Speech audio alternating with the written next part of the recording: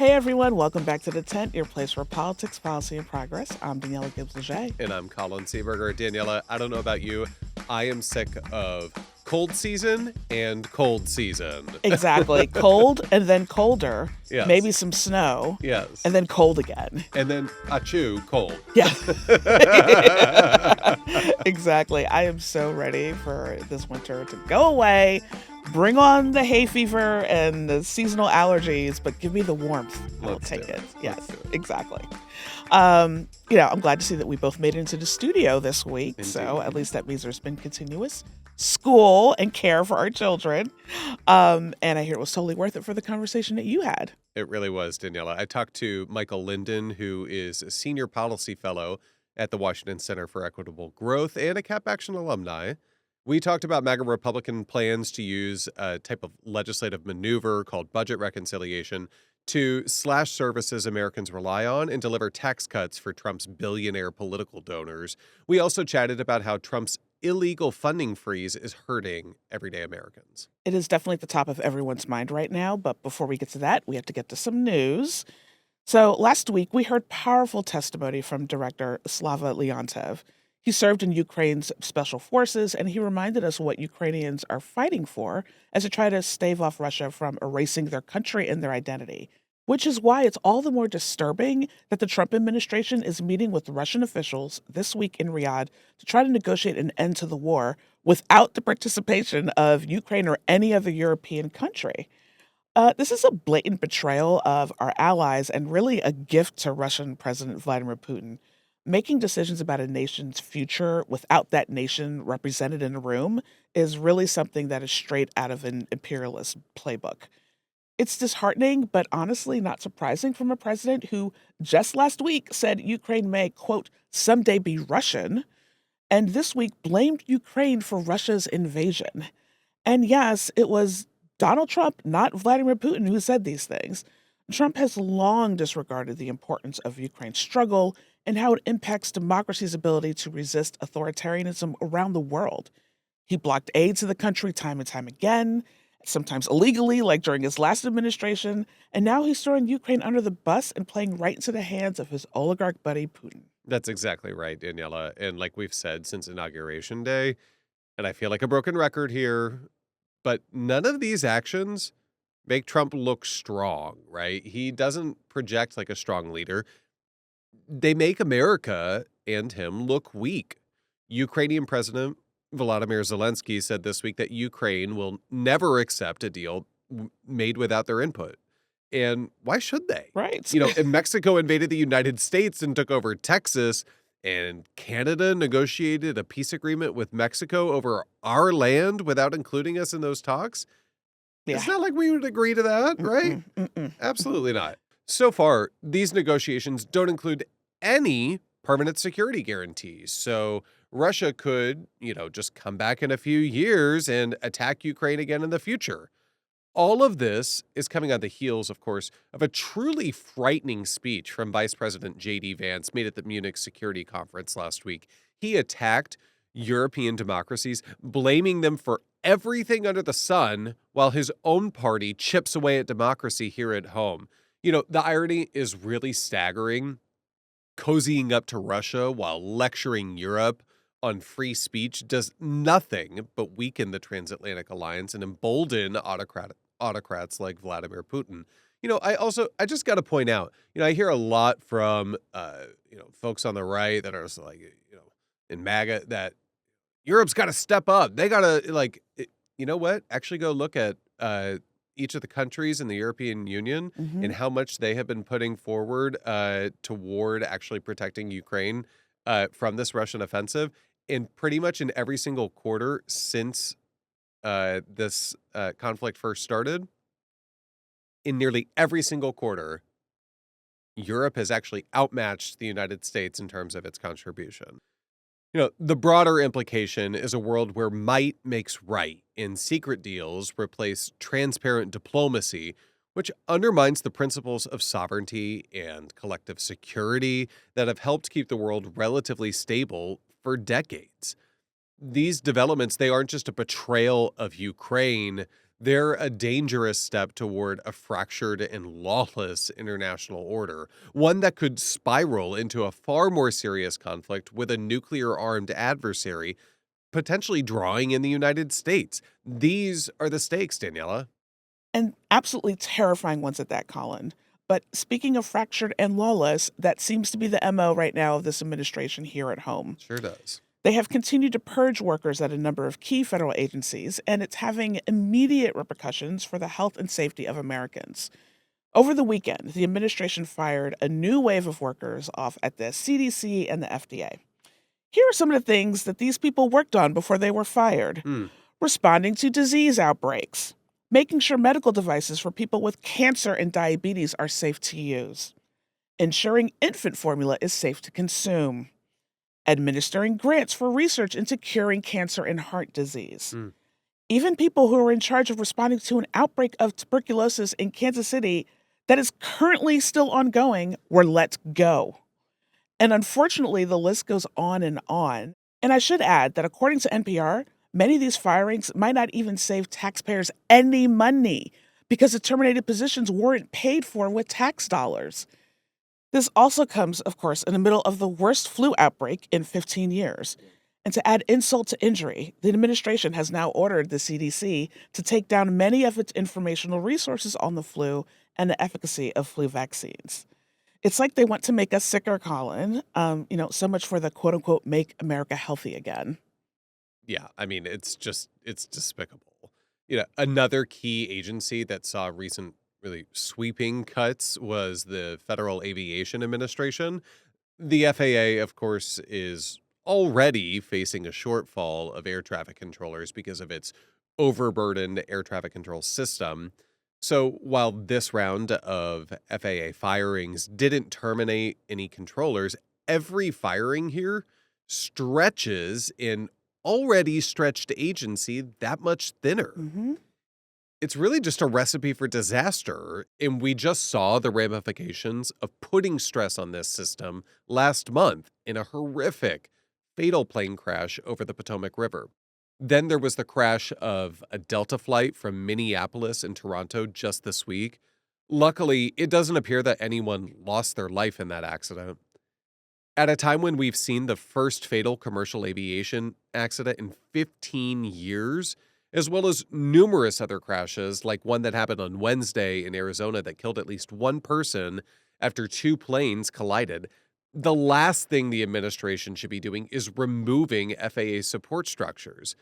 And lastly, we've got to talk about the huge cuts at the Department of Veterans Affairs, because most of the people who work at the VA, 92%, in fact, they either deliver healthcare directly to veterans or they help administer health services. Some message it sends to fire people who take care of those who bravely served our country. I actually read about a Virginia Army veteran named Valerie Jackson who had her mammogram appointment at the VA canceled after the firings. She gets regular mammograms because her family has a history of cancer. Now she won't be able to get screened until June. The agency isn't just canceling appointments, though. It's also canceling research efforts on veteran suicide, opioid addiction, cancer, and conditions related to toxic burn pits. This administration claims it's cutting civil service positions in order to make things, quote unquote, more efficient. Daniela, I don't really think depriving veterans of critical medical care, removing safety measures for food, formula, and medical devices, or leaving us flat-footed in the face of future pandemics is more efficient at all. It certainly is not, Colin, and we have only talked about a fraction of the harms from DOGE's purge. We didn't even get to the experts who run our nuclear weapons sites that were impacted by these layoffs. That was wild. That was so wild, or the workers at the U.S. Department of Agriculture leading the government's response to bird flu were let go. The Trump administration is now desperately trying to rehire them. It's not giving efficiency to me. It sure is not, Daniela. It's giving incompetence. Exactly. Well, on that note, that is all the time that we have for today. If there's anything else you'd like us to cover on the pod, hit us up on Twitter, Blue Sky, Instagram, and Threads at The 10 Pod. That's at The 10 Pod. And stick around for my interview with Michael Linden in just a beat. Michael Linden is a senior policy fellow at the Washington Center for Equitable Growth. He previously served as a senior advisor in the Office of Management and Budget during the Biden administration. He's also served as a senior advisor on the Senate Budget and Healthcare Committees. Before that, he's worked at Groundwork Collaborative, the Hub Project, and the Center for American Progress Action Fund. Michael, thanks so much for joining us on the 10. Thank you very much for having me. So the reconciliation process is ongoing, and people probably are like, what the heck even is that, right? And we know that there's some conversations that are going on in the House, some conversations that are going on in the Senate. Where are we in the process? What does it mean? And where do you think that we're going over the course of the next few months? Yeah. So just step back for a minute. There's this fancy word reconciliation that you might hear about, people might talk about, but to break it really all the way down, it's just a budget bill. That's what it is. That's the way to think about it. It is a piece of legislation that has some special rules that help it get through the Senate faster. But what it fundamentally is a tax and budget bill. It's going to change a bunch of the tax code. It's going to change a bunch of the spending and the programs in the federal budget.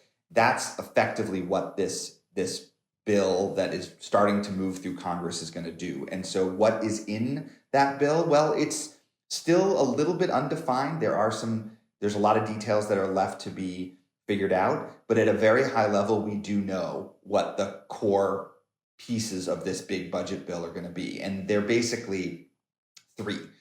One is a massive tax cut that mainly goes to very high income people. So about $4.5 trillion. That's a very big number. Most of that is going to go to people at the very top 5%, top 1%, and so on. The second big part of the budget bill is massive cuts to healthcare and food assistance and a whole host of other services that low and moderate income people mainly rely on and middle income people rely on. And then a big chunk of it will just be put on the national credit card because those tax cuts are so expensive. So those are kind of the three big pieces. There's going to be more details as they move through the process, but that's where they're headed. Well, let's dig into some of those elements. We actually just at the time of this recording, it's Wednesday morning, we actually just got some breaking news. President Donald Trump went on Truth Social this morning and sent out a post saying that he is calling on both chambers to pass the House of Representatives budget resolution, which puts an enormous bullseye on some of the programs you talked about, Medicaid, food assistance, right? Yeah. Why are they taking aim at these programs specifically as opposed to, others in the federal budget, like, giveaways basically to big pharma? And what are the impacts that, American families can really expect from some of these kind of policy changes? Yeah, it's the right question. And, sometimes when I tell people what's in their budget plan, they don't believe me because it sounds so cartoonishly evil. Because fundamentally the budget plan that the House of Representatives has started to put together would involve about $1 trillion of cuts to Medicaid. Medicaid covers health care for 70 million people in this country, many of whom are children. A big chunk of Medicaid covers long-term care for senior citizens, people who have disabilities. It's extraordinarily efficient, frankly. It's a very low-cost program, all things considered. It's much lower cost than, for example, private health insurance. But fundamentally, the Republican caucus in the House seems to think that is not a good use of money, and instead we should be giving those dollars to tax breaks at the top. And that is literally what their budget does. That $1 trillion of money that they want to cut from Medicaid would go directly into bigger tax cuts for people at the very top. And that you can see why, like when I tell people that, they think that can't possibly be the case. That most people in this country, including most Republicans, think that would be totally backwards. But they are counting on the confusion of a legislative process and the noise in the media obscuring this very simple fact that what they are doing is taking money out of the pockets of low and moderate income people so that they can partially finance very large tax cuts to people at the top. It is a little bit baffling. It's exactly the opposite of what I think the American people were hoping for, and certainly what the American people want. Yeah, stealing money out of people's pockets, never really popular. But also, speaking of money, MAGA Republicans' policy proposals, they're really expensive. You talked about some of this being deficit financed, right? Right. They want to extend the 2017 tax cuts, which is, like you said, about $4.5 trillion. They want to make us believe that, the cost of continuing that policy is going to be nothing because it's just, um, building on the same law that was passed before, or, some magic wand is going to be waved and there's just going to be this tremendous additional economic growth that's going to pay for the plan itself, which is, of course, the same song and dance that we saw in 2017 when they made these exact same arguments. Right. This time it'll trickle down. It's Yeah. never trickled down before, but this time, for some reason, it'll trickle down. I don't know. It seems unlikely to me. I think that's right. Can you clarify for our listeners, what will running up the debt and deficit to pay for these tax cuts, what will that mean for everyday Americans? How does that affect their finances? Yeah. So I feel like if you talk to most people, they'll say some version of like, why does it feel like there's never enough to go around? Why does it feel like my kids' schools are always kind of underfunded? How come the hospitals don't have enough, beds and are not well funded? Or how come my roads have potholes? How come there's not enough job training slots? How come all of these, there just doesn't feel like there's enough to go around. And the reason is that we've been spending trillions of dollars on tax cuts for rich people over the last 25 years, and doing so puts enormous pressure on the rest of the federal budget. And so you have these large deficits and this large debt, which is primarily a function of tax cuts over the last 25 years. And what ends up happening to regular people is that they pay the price because we don't invest in everyday Americans and in their lives. And so the deficit and the debt gets used as an excuse for why we just don't have enough money to put into your kids' schools or into your community hospitals, or to make sure that your energy costs are a little bit more affordable. We just don't have the money. Well, we would have the money if we would just ask the very wealthy and corporations to pay what they owe, to pay a little bit closer to their fair share. So one of the ways that this debt and deficit impacts everybody is it's used as a reason why we have to cut Medicaid, for example, right now. That's what's happening right now. And honestly, it's really unconscionable. We wouldn't have this budget crunch if we didn't spend trillions of dollars on tax breaks for people at the very top. Of course, also these higher deficits also put upward pressure on interest rates, affecting people's, home loans, car loans, student loans now. That's a direct thing that people are seeing every single month, too. I'm curious to talk to you also, in addition to about reconciliation, I am curious to talk to you a little bit about what we're seeing from Elon Musk and Donald Trump, who are running around town, slashing services that Americans rely on in the name of efficiency, quote unquote, and, allegedly still illegally freezing funding for important programs. You worked at the Office of Management and Budget, a powerful office that helps an administration and president manage the budget and implement their policies. So I'm sure it's not lost on you how alarming the developments we've seen, and how out of step with how the government is supposed to function. What are some of the effects Americans are already feeling, and what happens if Trump and Musk continue their government purge? Yeah, it is scary. It's scary for a bunch of reasons. And I think, first of all, we should just be laser focused on the human impact of these kinds of completely illegal actions. There are Head Start centers around the country who have not had access to their funding, which means they're going to have to lay off workers. Kids are not going to be able to go to school. I mean, that's very concrete. A child is not going to be able to go to school because Elon Musk decided that Head Start is wasteful. There are farmers who are not receiving what they had planned on for their finances to make it work for them.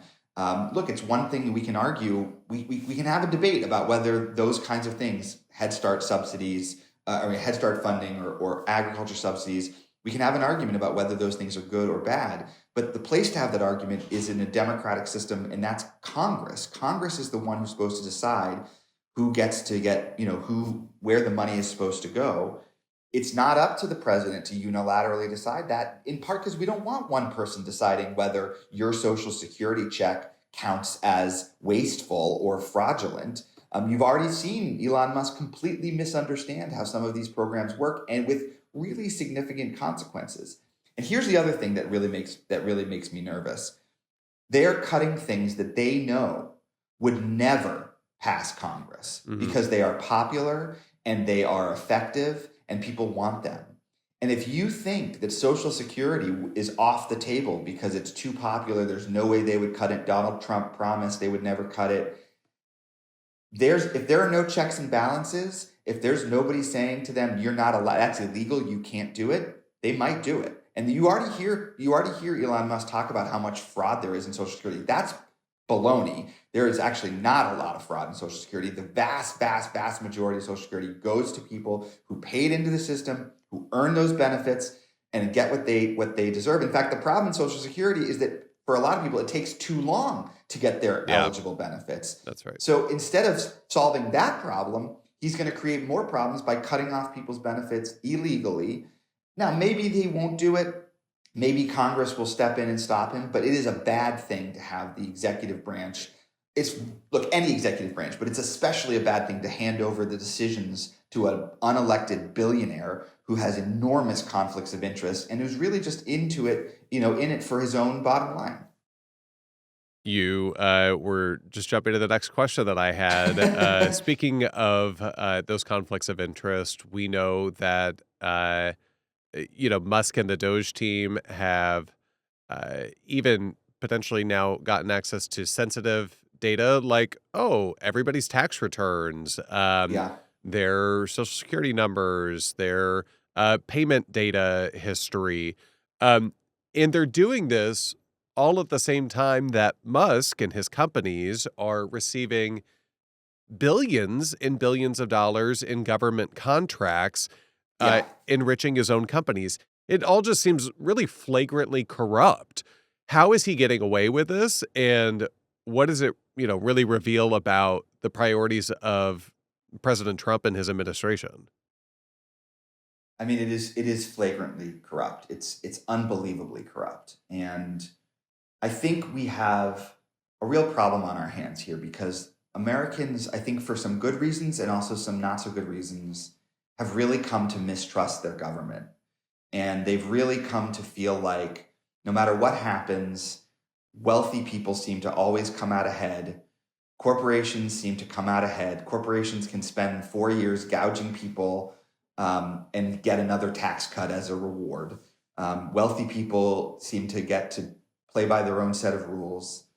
And that mistrust, I think, has permeated so much of our, collective consciousness that maybe the incredibly out in the open corruption that we're seeing, dare I say fraud that we're seeing from this administration, I guess it just sort of washes over people as business as usual. But it's really not. And for all of the problems that our government has, I think it is fair for the American people to want and expect their federal government to be in their corner and not in the corner of a bunch of billionaires and giant corporations. And I think that they are really making a huge political, certainly I could argue that, I'm happy to argue every day and twice on Sunday that it's unconscionable, it's bad policy, it's illegal, it's unconstitutional. I think it's also bad politics.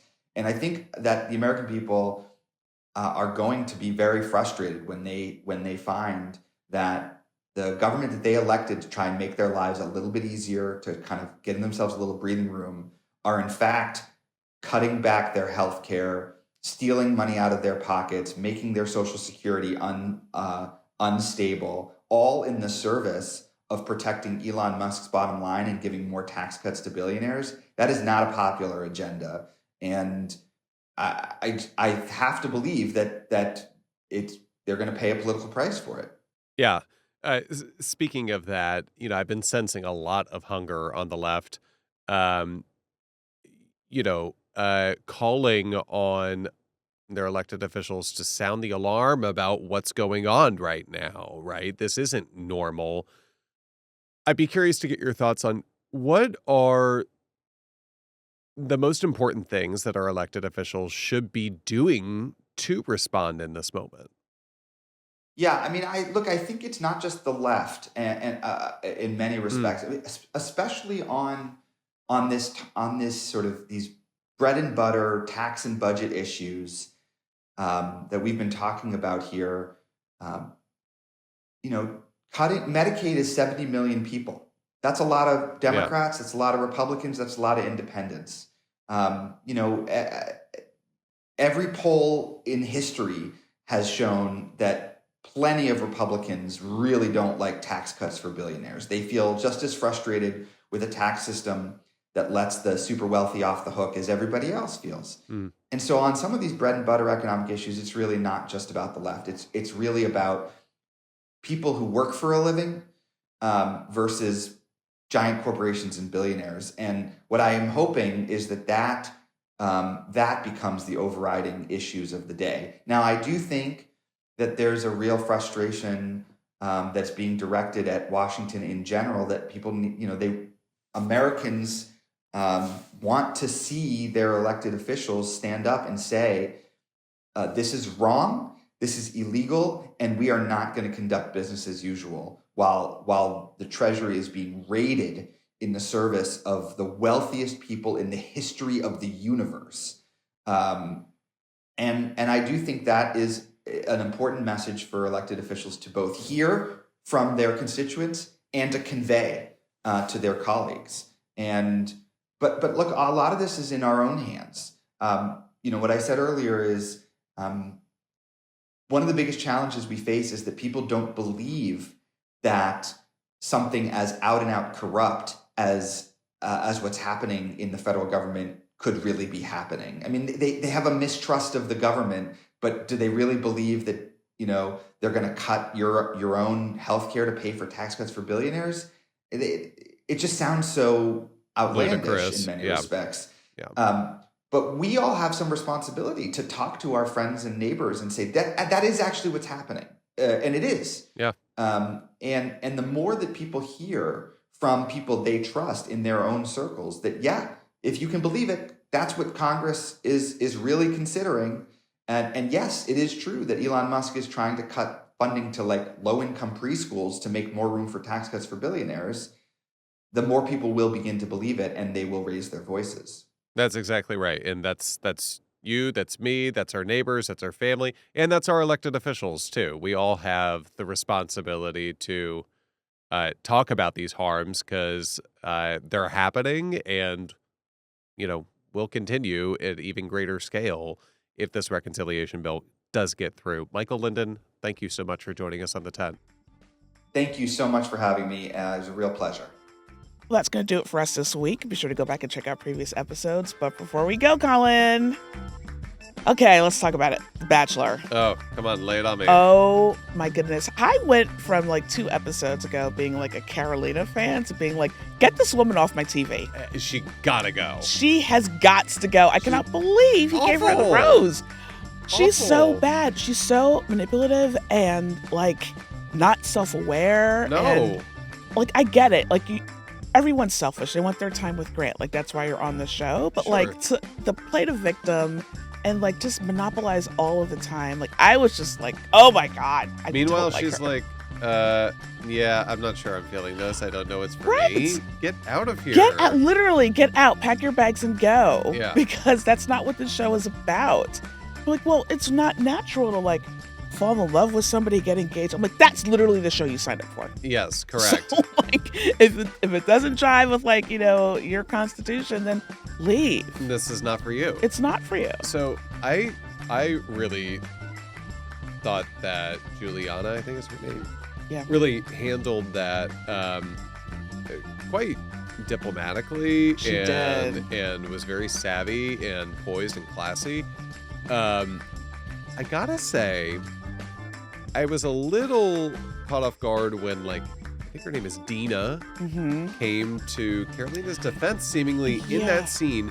And then in the previews for next week, she's like ripping Carolina a new one. So it seemed a little kind of two-faced to me. So it did. I was also like, I'm going to stay tuned. She's trying to get some screen time. Like, what's going on? Yes. So they go to Scotland next week. So that'll be pretty and interesting. I'm excited.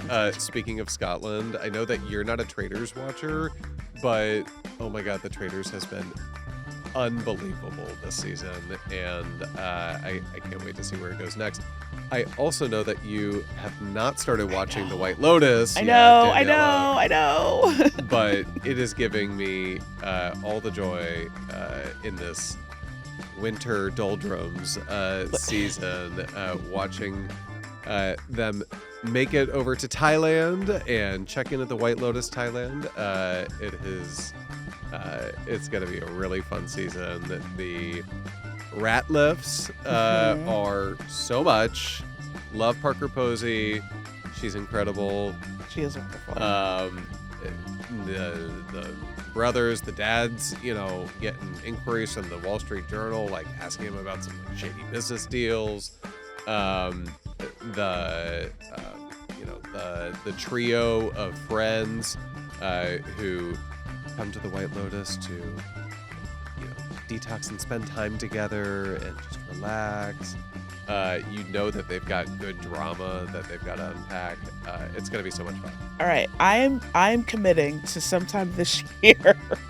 You can do it, going Daniella. to watch it. I believe in myself, but like I said earlier, I am still trying to catch up on The Diplomat, which I think came out all of last year. We don't do diplomacy anymore, okay? Well, that's why I need to watch it. It's like, although maybe that's not a good example of diplomacy. Also that. We should not be taking our cues. Although, I don't know, maybe Trump is, and that's why we're like in this situation. Here we are, folks. Here we are. Okay.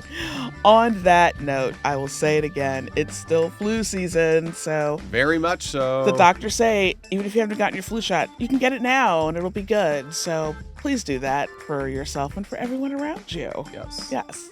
And we will talk to you next week. The Tent is a podcast from the Center for American Progress Action Fund.